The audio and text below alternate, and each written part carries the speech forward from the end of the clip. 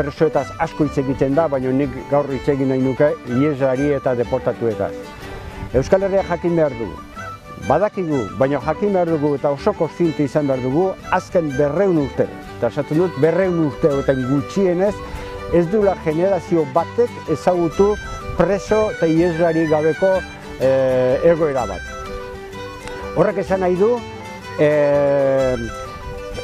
lehendabizi preso eta iheslari guztiak etxea ekarri behar ditugula benetako bakea lortzeko, benetako bakea bideratzeko, baina baita ere aldi berean garanti osoa nahi baldin badugu gure herriarentzako etorkizunean, gure herriaren burujabetza borrokatu behar dugula eta gure herriaren burujabetza ahal den azkarren lortu behar dugula baita ere.